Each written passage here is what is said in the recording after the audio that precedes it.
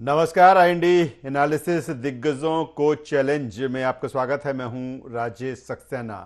कांग्रेस में एक तरफ 18 नामों पर सस्पेंस बरकरार है, दूसरी तरफ दिग्गजों के चुनाव में न उतरने पर कई सवाल भी हैं। इस बीच नेता प्रतिपक्ष उमंग सिंघार ने एक प्रस्ताव दे डाला। सिंघार ने पार्टी के सामने बड़े नेताओं को चुनाव लड़ाने का प्रपोजल रखा है। उन्होंने स्वयं कहा कि बड़े नेताओं को चुनाव लड़ाए, वो भी चुनाव लड़ने के लिए तैयार हैं। सूत्रों से मिली जानकारी के अनुसार उमंग सिंघार ने पार्टी की स्क्रीनिंग कमेटी के सामने अनौपचारिक चर्चा में ये प्रस्ताव रखा है। खबर है कि उन्होंने पीसीसी चीफ जीतू पटवारी को इंदौर से, पूर्व सीएम दिग्विजय सिंह को गुना से, पूर्व नेता प्रतिपक्ष अजय सिंह को सतना से, पूर्व मंत्री जयवर्धन सिंह को राजगढ़ से, पूर्व केंद्रीय मंत्री अरुण यादव को खंडवा या गुना में से किसी एक सीट पर उतारने की मांग की है। उमंग सिंघार ने यह भी प्रस्ताव रखा कि यदि पार्टी चाहे तो वो खुद धार सीट से चुनाव लड़ने के लिए तैयार है। बता दें कि कांग्रेस पहली लिस्ट में मध्य प्रदेश की 10 लोकसभा सीटों पर अपने प्रत्याशी घोषित कर चुकी है। 18 सीटों पर प्रत्याशियों के नाम तय करना बाकी है। कांग्रेस ने एक सीट खजुराहो गठबंधन के तहत समाजवादी पार्टी को दी है। कांग्रेस की सूची में देरी पर बीजेपी तंज कस रही है। उसका कहना है कि कांग्रेस को प्रत्याशी ढूंढे से नहीं मिल रहे हैं। वहीं पूर्व सीएम शिवराज सिंह चौहान ने कहा कि हार के डर से चुनाव न लड़ना लोकतंत्र के लिए खतरा है। तो ये तमाम सारी चीजें हैं। ऐसे में जब नेता प्रतिपक्ष उमंग सिंघार ने जिस तरह से कहा है कि बड़े नेताओं को पार्टी को चुनाव लड़ाना चाहिए, इस तरह से इसमें कई तरह के सवाल है कि क्या उमंग सिंघार ने पार्टी को आईना दिखाया है? क्या कांग्रेस के दिग्गजों को उतरना चाहिए मैदान में? क्या कहीं ना कहीं हार के डर से किनारा कर रहे हैं कांग्रेस के दिग्गज? क्या उमंग सिंघार के प्रस्ताव को गंभीरता से लेगा कांग्रेस का प्रदेश और केंद्रीय नेतृत्व? ये तमाम सारी चीजें हैं। आज इसी मसले पर हम विश्लेषण करेंगे, चर्चा करेंगे। चर्चा शुरू करें उससे पहले अपने मेहमानों से आपका परिचय करा देते हैं, फिर इस चर्चा को हम आगे बढ़ाएंगे। 3 खास मेहमान इस चर्चा में हमारे साथ जुड़ रहे हैं। हमारे साथ में हैं डॉक्टर रोहित नायक जी, प्रदेश प्रवक्ता कांग्रेस। स्वागत है डॉक्टर रोहित नायक जी आपका। हमारे साथ में हैं Priyanka Dubey ji, media panelist, Bharatiya Janata party Madhya Pradesh. Priyanka ji आपका स्वागत है। और वरिष्ठ पत्रकार चेतन भट्ट साहब हमारे साथ जुड़ रहे हैं। चेतन भट्ट साहब आपका भी बहुत बहुत स्वागत करता हूं। सबसे पहले शुरुआत, चूंकि मसला या विश्लेषण या एनालिसिस आज कांग्रेस से रिलेटेड है, तो शुरुआत मैं डॉक्टर रोहित नायक जी से करूंगा। डॉक्टर रोहित नायक जी, जिस तरह से ये बात लंबे समय से आ रही है, ये भी बात आई कि कहीं ना कहीं जो वरिष्ठ नेता रहे उन्होंने अनिच्छा जताई कि चुनाव नहीं लड़ना है, और यही कारण है कि हमने देखा 10 नाम जो आए थे उसमें ज़्यादातर युवा चेहरे थे, क्योंकि पीसीसी चीफ जीतू पटवारी कह भी चुके हैं कि हम युवा चेहरे सामने लाएंगे। लेकिन अब जब नेता प्रतिपक्ष उमंग सिंघार ने इस लाइन को आगे बढ़ाया है कि जो बड़े नेता हैं उनको मैदान में उतरना चाहिए, बाकायदा उन्होंने नाम भी आगे सजेस्ट किए अनौपचारिक चर्चा में, जिस तरह से स्क्रीनिंग कमेटी की बैठक हुई, क्या माना जाए कि उमंग सिंघार के प्रस्ताव को केंद्रीय नेतृत्व गंभीरता से लेगा? और जो 18 बचे हुए नाम हैं, हालांकि वो तो ये भी कह रहे हैं कि भले धार का आपने अनाउंस कर दिया है कैंडिडेट, अगर वो चाहे तो बदल के हम भी लड़ने के लिए तैयार हैं, तो क्या मान लिया जाए कि कहीं ना कहीं उमंग सिंघार का जो प्रस्ताव है उस पर पार्टी विचार कर सकती है? देखिए राजेश जी, वो विपक्ष के नेता हैं, लीडर ऑफ ऑपोजिशन है, और ऐसी स्थिति में उनका अपना वर्डिक्ट है और उनका अपना से है।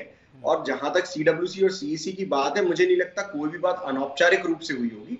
अगर उनने ये नाम आगे करे हैं तो इस बात को सोचकर ही करे होंगे कि ये नाम ऑलरेडी कंसिडर हो रहे हैं। मुझे सबसे पहले तो इस बात को स्पष्ट करना है कि कोई भी नेता अपने फौरी तौर पर चुनाव न लड़ने के लिए बोले, ऐसा बिल्कुल भी नहीं है। ये परसेप्शन बिल्ड जरूर हो रहा है, क्योंकि कुछ लोगों के साथ स्वास्थ्य का मसला है, चाहे जैसे एनपी प्रजापति जी हो या और भी कई लोग हैं, क्योंकि एक सर्टेन आयु वो अटेन कर चुके हैं। लेकिन किसी ने अपने निजी या विशेष तौर पे किसी भी पार्टीगत व्यक्ति से पार्टी के समक्ष ये बात नहीं कही है कि चुनाव लड़ने से वो पीछे हट रहे हैं, क्योंकि चुनाव लड़ने से कोई पीछे नहीं हट रहा है। जहां तक आपने ये विश्लेषण किया कि चूंकि उनने मना किया इसलिए नए लोगों का नाम आया, तो ये भी मैं स्पष्ट कर दूं कि क्योंकि नए लोगों को देना था, राहुल गांधी जी चाहते हैं नई पंक्ति तैयार हो, नए लोग आए, इसलिए नए लोगों को दिया गया और इसी के साथ सीजन लोगों को साथ में समावेशित रूप से लड़ाने की ये सतत प्रयास है। और ये बात ऑलरेडी फाइनलाइज हो चुकी है अनौपचारिक रूप से।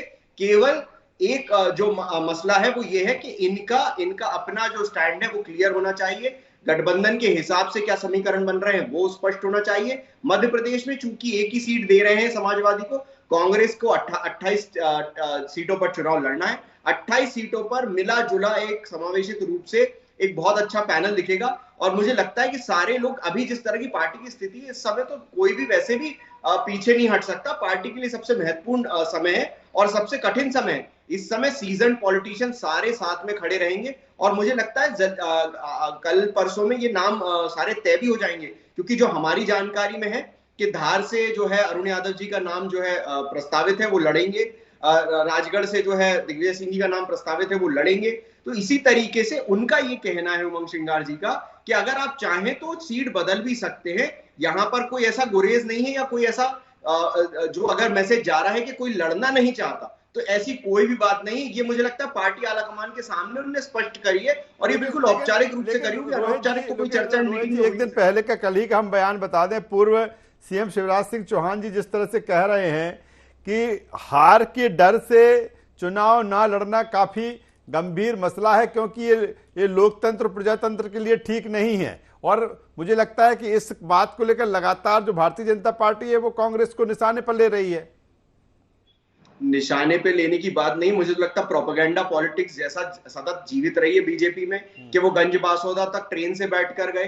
भाई आपको ट्रेन से बैठकर जाने की क्या आवश्यकता थी, आप चुनाव लड़ रहे हैं। लेकिन बहरहाल उनने भी एक कमेंट इस तरह का किया था जब उनके फ्लैग से पोस्टर से फोटो गायब हो गई थी, मुझे लगता है। लेकिन जो उनने बात कही थी वैसे कांग्रेस के उम्मीदवारों के साथ नहीं है, यहाँ पर गधे के सर पे सींग रहेंगे।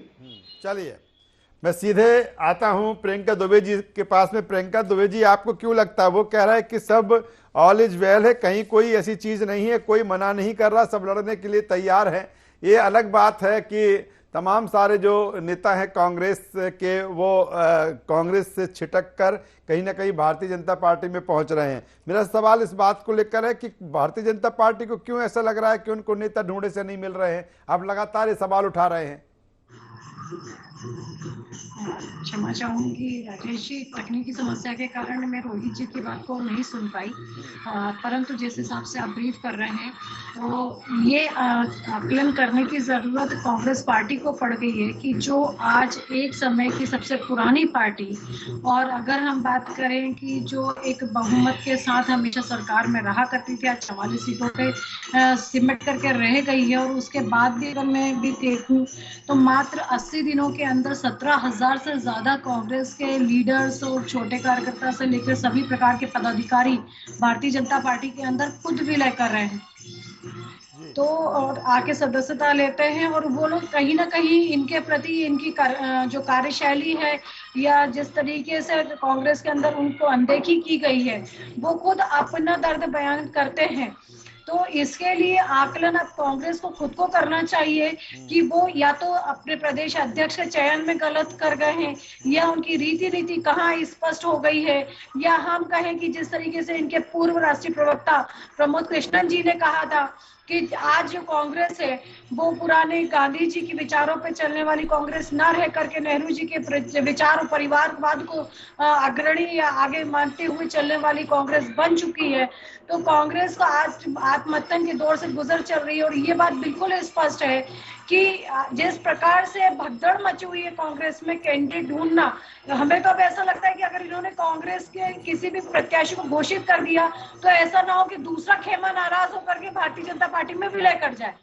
तो ये सारी जो सिनेरियो आज बना हुआ है कांग्रेस का, और आप जैसे सतर्क मीडिया के माध्यम से सभी को स्पष्ट हो रहा है, सभी तक पूरी खबरें पहुंच जाती हैं अगर हम बात करें तो ये स्पष्ट है कि कांग्रेस की नैया इस पूरी तरीके से डूब चुकी है। और अब कांग्रेस को पुनः मंथन करके अपने कार्यशैली के ऊपर विचार करना चाहिए, जिससे लोगों को मौका मिले। और आज ही बात जो बयान आया है वो उमंग सिंघार जी खुद ही अपने नेताओं को चुनौती देते हैं, कभी लक्ष्मण सिंह जी अपने नेताओं को चुनौती देते हैं, तो कभी दूसरे नेता इनके विवादित बयान देते हैं। और इसी संदर्भ में पहले 2023 के इलेक्शन के समय दिग्विजय सिंह जी ने खुद ने कहा था कि अगर हम विधानसभा का इलेक्शन हार जाते हैं तो हमें ढूंढने से भी कार्यकर्ता भी नहीं मिलेंगे। तो आज इनकी सूची जो इस तरीके से आज डिले हो रही है और नहीं आ पा रही है, ये स्पष्ट करता है कि इन लोगों के पास में आज प्रत्याशी भी नहीं है, कार्यकर्ता भी नहीं है, ना ही नीति इनकी स्पष्ट है, ना रीति इनकी स्पष्ट है, ना नियत इनकी स्पष्ट है, और यहाँ तक कि इनका तो नेतृत्व भी स्पष्ट नहीं है।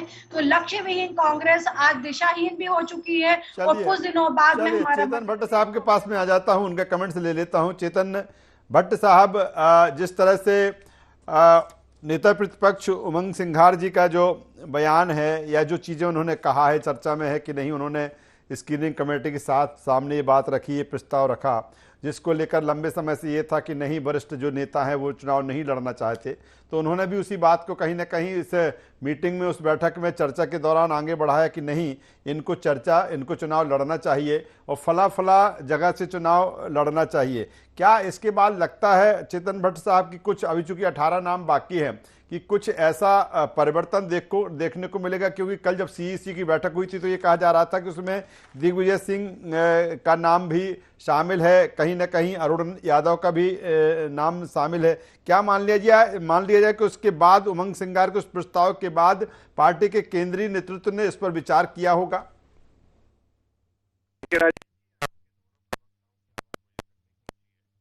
उन्होंने इस विषय पे क्या तर्क दिए मुझे समझ में नहीं आया, क्योंकि मेरे पास तक आवाज नहीं पहुंची।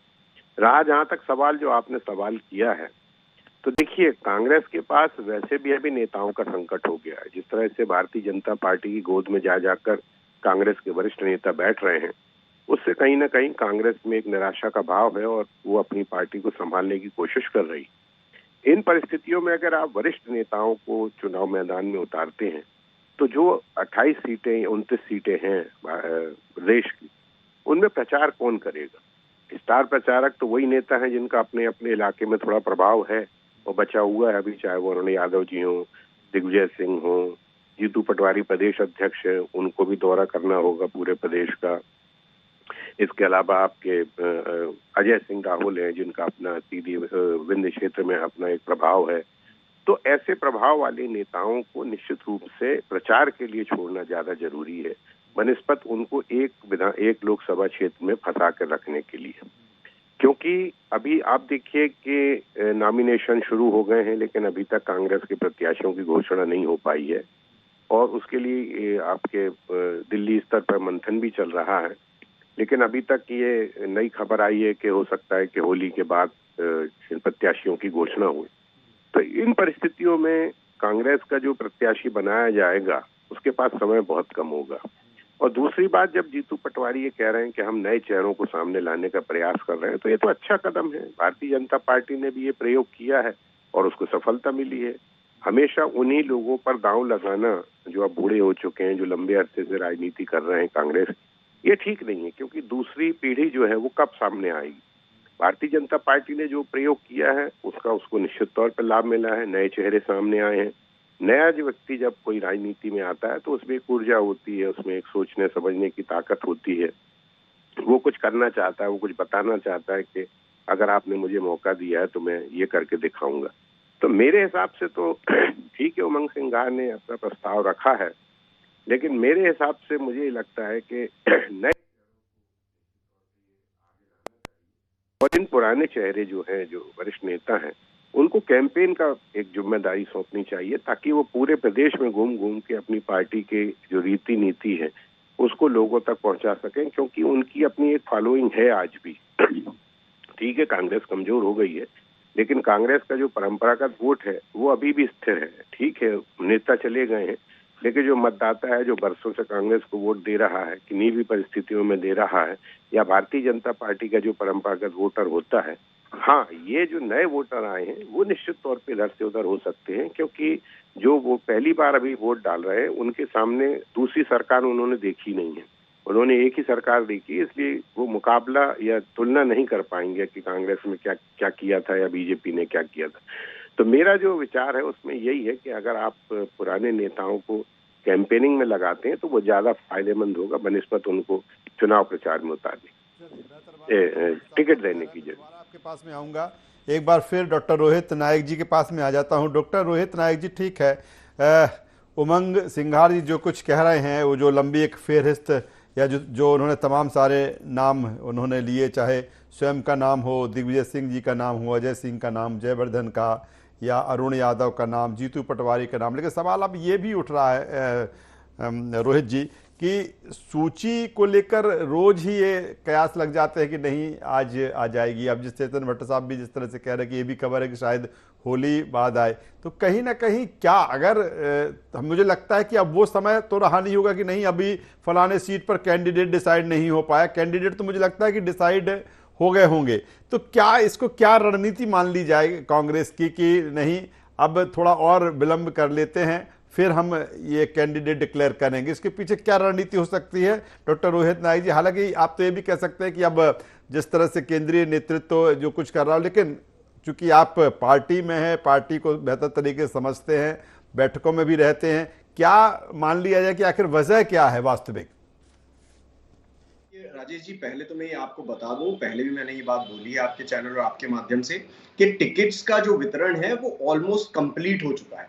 रही ऑफिशियल डिक्लेरेशन की बात, तो चुनाव जो है 45 दिन का ये समर है, और 45 दिन के समर में जो 4 फेजेस होंगे, उसमें पहले फेज में जो 6 सीटें जिन पे चुनाव होगा मध्य प्रदेश में, उनमें से 3 सीटें डिक्लेयर्ड हैं ऑलरेडी। तो ये बात कहना कि बहुत ज्यादा कोई देरी हो गई या बहुत विलंब है और डिक्लेरेशन में कोई देरी है, तैयारी में बहुत ज्यादा कम समय मिलेगा, ये विधानसभा के चुनाव की तरह चुनाव नहीं होता। इस चुनाव में सीधी बात यह है कि जो शासकीय तौर पे जो सत्ता में बैठे काबिज लोग हैं, उनकी जो नीति और जो उनने बोला था, जो उनने कहा था, जो उनके वादे थे, क्या वादा खिलाफी हुई है या नहीं हुई है? सत्य और मिथ्या के बीच का चुनाव है, परसेप्शन बेस्ड चुनाव होता है, गली कूचे गांव गांव का चुनाव नहीं होता है कि बहुत ज्यादा समय की आवश्यकता हो। सीधी बात यह है कि पक्ष और विपक्ष के बीच ऐसी लड़ाई होगी कि जो कहा गया था कि आपको मिला, अगर नहीं मिला है तो आप चुनिए, आपको किस व्यक्ति को चुनना है, किस पार्टी को चुनना है। तो इतना केवल चुनाव होता है। और जैसा मैंने कहा, पहले चरण की 6 सीटों में से 3 तो डिक्लेयर्ड ही है, तो 50% तो वैसे ही डिक्लेयर्ड है। 45 दिन ये चुनाव चलना है। तीसरे चौथे फेज में जो भी सीट बच रही है उनके लिए डिक्लेरेशन होना बाकी है। तो मुझे लगता है कि ये जो रोहित जी, आपको नहीं लगता, ठीक है आप कह रहे हैं, लेकिन आपको नहीं लगता कि अभी भी जो जिन सीटों पर आपके कैंडिडेट डिक्लेयर नहीं है वहां पर वो माहौल, इलेक्शन का माहौल जो कांग्रेस का वो नहीं? अगर हम भोपाल सीट को भी ले लें तो आप देखिए भारतीय जनता पार्टी ने जिस तरह से आलोक शर्मा को मैदान में उतार दिया, लेकिन अभी कांग्रेस की तरफ से तो कोई ऐसी कैंपेनिंग या कोई इस तरह की चीजें नहीं है। अभी इंतजार अभी भी कैंडिडेट का किया जा रहा है और अब कमोबेश यही स्थिति उन 18 सीटों पर है। सबसे बड़ी विडंबना राजेश जी ये है कि कांग्रेस जिस परसेप्शन की हम बात कर रहे हैं राजनीतिक रूप से, वो केवल नाम डिक्लेयर करने से नहीं होता।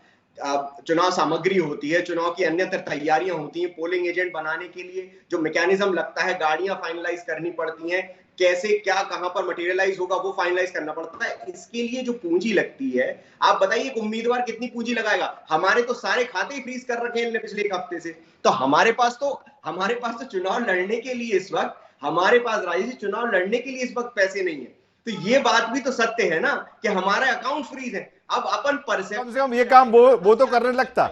अगर कैंडिडेट घोषित करते, आप कह रहे कि जिस तरह से आपके खाते सीज कर दिए, तो कम से कम कैंडिडेट मैदान में आ जाता तो वो काम शुरू कर देता।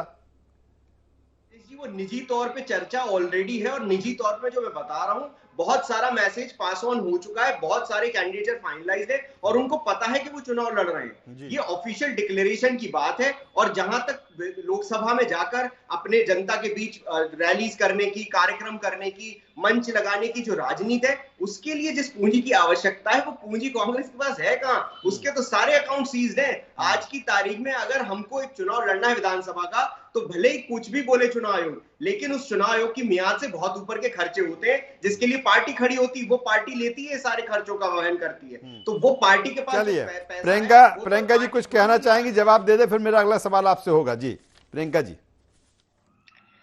आज कांग्रेस पार्टी के प्रवक्ता ने ये बात बिल्कुल सत्य साबित कर दी कि ये जो चुनाव है वो सिर्फ पैसे के दम पर जीतना चाहते हैं और पैसे के बलबूते पे ही ये लड़ते हैं। जनाधार ये लोग खो चुके हैं, इनके पास कैंडिडेट्स नहीं है, इसलिए इन्हें लग रहा है। और अगर मैं आपको बता दूं कि जिस समय भारतीय जनता पार्टी के पास अब सिर्फ 2 सीट हुआ करती थी, तो उन्होंने गांव-गांव पे नुक्कड़ करके, सभाएं करके और अपनी जनता के बीच में जनाधार क्रिएट करके आज भारतीय जनता पार्टी विश्व की सबसे बड़ी लोकतांत्रिक पार्टी है। तो मैं रोहित भाई को धन्यवाद कहना चाहती हूँ कि इन्होंने ये मंच पे स्वीकार किया कि आपकी पार्टी पैसे के दम पर चुनाव लड़ती है और पैसा नहीं है, इसलिए लोग जो है वो चुनाव लड़ने से कतरा रहे। लेकिन आपकी जानकारी के लिए दे दूं, 351 करोड़ रुपए कैश जो है वो आप ही के सांसद धीरज साहू जी के घर पाया गया था। तो ऐसे आपके सांसदों के पास में पैसा तो होगा, परंतु वो अब दाव नहीं खेलना चाहते। ये आपकी पार्टी की विडंबना है।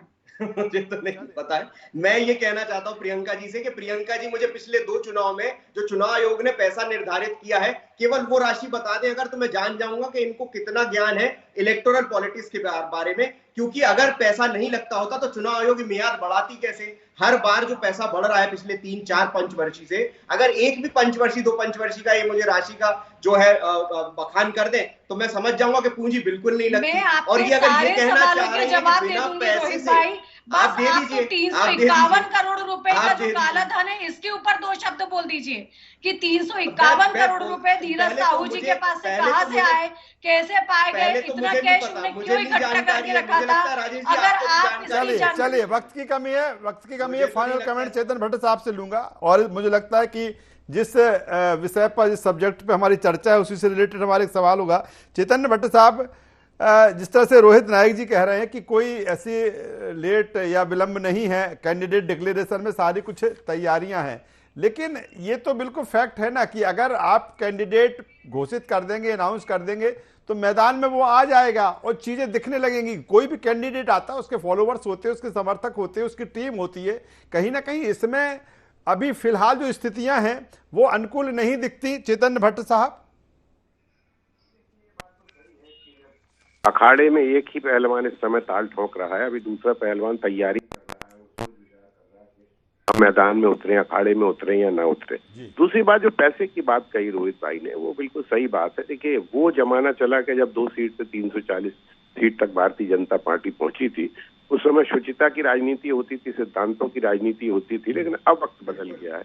आप सोचिए कि खुद चुनाव आयोग ने 95 लाख रुपए की सीमा तय की है, मतलब लगभग 1 करोड़, जबकि मुझे लगता है कि कम से कम 5 से 10 करोड़ रुपया एक चुनाव में खर्च होता होगा। इसको दोनों प्रवक्ता मान लेंगे मेरी बात, क्योंकि हमने भी देखा किस तरह से पैसे लगाए जाते हैं और किस तरह से पैसा खर्च किया जाता है, तब जाके चुनाव में लोग जीत पाते हैं या उनके हिस्से में हार आती है। तो ये बात तो सही है कि पैसा लगता है, लेकिन अब सवाल इस बात का है कि अगर आपके पास पैसा नहीं है तो फिर आप, ऐसा तो है नहीं कि मैदान छोड़ देंगे।